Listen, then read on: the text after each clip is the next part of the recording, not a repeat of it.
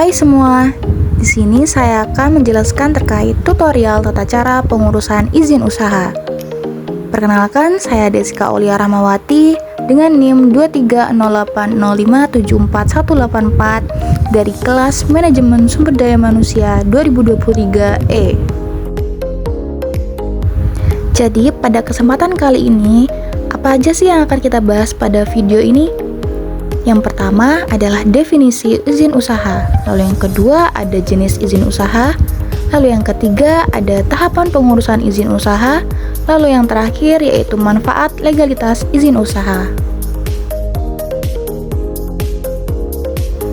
Yang akan kita bahas pertama adalah definisi izin usaha. Izin usaha adalah bentuk persetujuan atau legalitas yang dikeluarkan oleh instansi pemerintah, baik itu pusat maupun daerah, kepada pelaku usaha.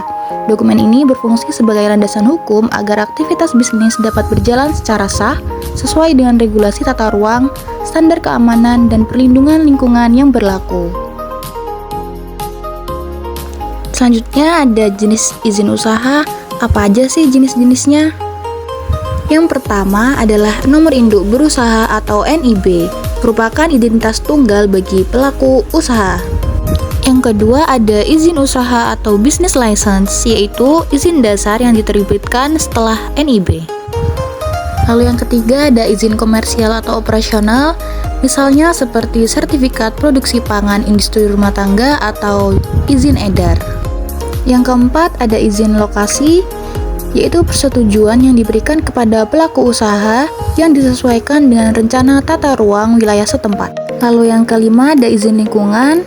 Dokumen ini seperti AMDAL, UKL-UPL, atau juga SPPL. Yang keenam ada izin mendirikan bangunan atau IMB yang memberikan legalitas bagi bangunan yang digunakan sebagai tempat usaha agar sesuai dengan standar teknis. Lalu ada izin khusus sesuai bidang, contohnya seperti IUP atau izin usaha pertambangan. Lalu yang terakhir ada nomor pokok wajib pajak atau NPWP, yang merupakan identitas perpajakan pelaku usaha atau badan usaha yang digunakan dalam administrasi pajak. Selanjutnya ada manfaat legalitas, di mana yang pertama adalah kepastian hukum, di mana memberikan perlindungan dari resiko penutupan paksa atau sengketa hukum di masa depan. Lalu, yang kedua ada kredibilitas profesional, di mana meningkatkan kepercayaan konsumen, mitra bisnis, dan vendor terhadap integritas perusahaan. Lalu yang ketiga ada akses permodalan yang menjadi syarat utama dalam pengajuan pinjaman perbankan atau menarik minat investor besar. Lalu yang terakhir ada pengembangan bisnis yang memungkinkan perusahaan untuk mengikuti tender pemerintah maupun swasta dan melakukan ekspansi ke pasar luar negeri atau ekspor.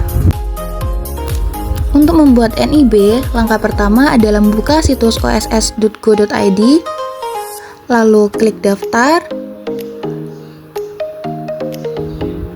lalu pilih menu UMK jika modal usaha Anda kurang dari 5 miliar, kemudian isi data diri seperti NIK dan email untuk mendapatkan kode OTP. Masukkan kode OTP tersebut, kemudian buat kata sandi baru, serta lengkapi profil pemilik usaha sebelum mengklik daftar, seperti tanggal lahir, alamat, provinsi, lalu tanda setuju.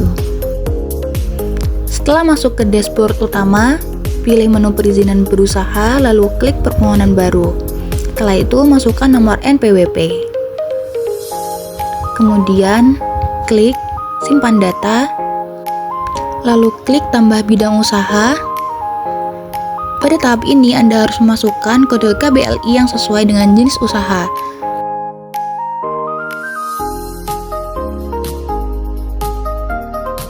Setelah memasukkan kode KBLI-nya, maka isian akan secara otomatis mengikuti dengan kodenya. Setelah mengetahui jenis usahanya, selanjutnya harus mengisi nama dan alamat detail lokasi usaha.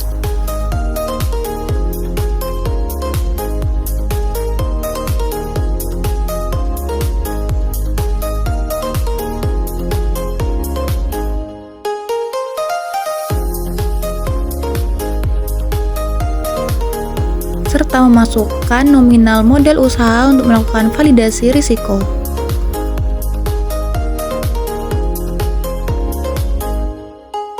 Selanjutnya, pilih kriteria kegiatan, apakah itu skala industri kecil dan menengah, kemudian isi jumlah tenaga kerja, dan tambah produk jasanya. Lalu isi kapasitas produksi per tahunnya dan juga satuan kapasitasnya, kemudian pilih lanjut. Tahap terakhir adalah klik proses perizinan berusaha, isi sesuai usaha Anda,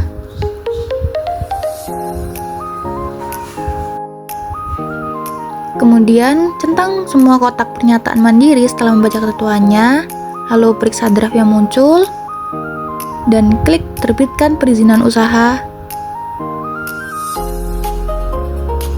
Kemudian pilih cetak untuk mendapatkan surat NIB-nya.